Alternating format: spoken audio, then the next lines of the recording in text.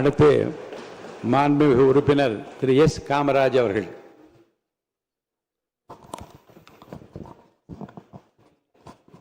மாண்புமிகு பேரவைத் தலைவர் அவர்களே, மாண்புமிகு முதல்வர் அவர்களே, அமைச்சர் பெருமக்களே, சட்டமன்ற உறுப்பினர்களே, அனைவருக்கும் காலை வணக்கம்.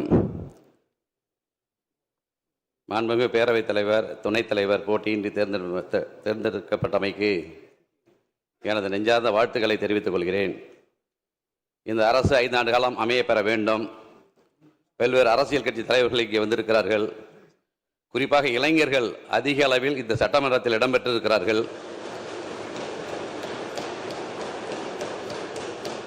ஒரு நாட்டின் எதிர்காலம் இளைஞர்கள் கையில் இருக்கிறது என்று சொல்லுவார்கள். மாண்புமிகு முதலமைச்சர் நல்ல இளைஞராக இருக்கிற காரணத்தினால் நிச்சயமாக ஒரு சிறந்த ஆட்சியை ஏற்படுத்தி தருவார் என்கிற நம்பிக்கை எனக்கு இருக்கிறது. அதனால் தான் உங்களை ஆதரித்து பேசுகிறேன், வாழ்த்தி பேசுகிறேன். சில கசப்பான சம்பவங்கள் நிகழ்ந்தது உண்டு. அன்றைக்கு இருக்கிற அரசியல் சூழல், இன்றைக்கு முதலமைச்சர் அவர்கள் தான் ஒரு திறமையான ஆட்சியை கொடுக்க முடியும்.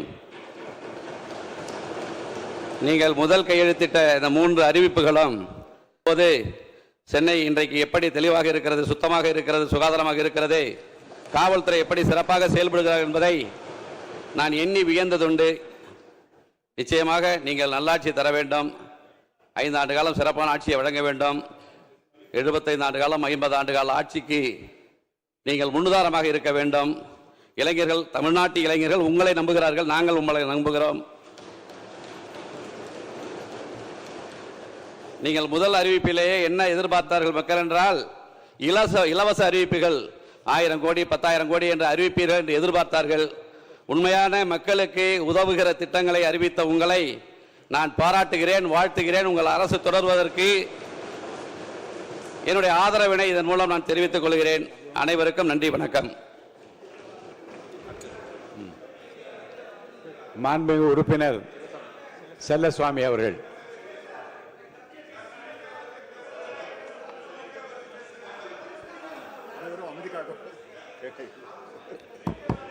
சபாநாயகரே, இங்க இருக்கிற 234 சட்டமன்ற உறுப்பினர்களையும் உங்க பிள்ளை மாதிரி இங்க இருக்கிற 234 சட்டமன்ற உறுப்பினர் இன்னைக்கு நீங்க எங்களுக்கு தகப்பன் மாதிரி, எங்களுக்கு இந்த சபைக்கு நீங்க தான் தலைவர்.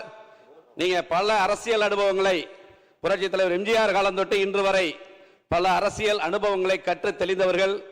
எதையும் விவரமாக, நேர்மையாக, துல்லியமாக பேசக்கூடியவர்கள் நீங்கள். அதை நீங்கள் பத்திரிகை பேட்டிகளிலும் சரி, பொதுக்கூட்டங்களிலும் சரி, நான் பல தடவை அதை பார்த்திருக்கிறேன், ரசித்திருக்கிறேன்.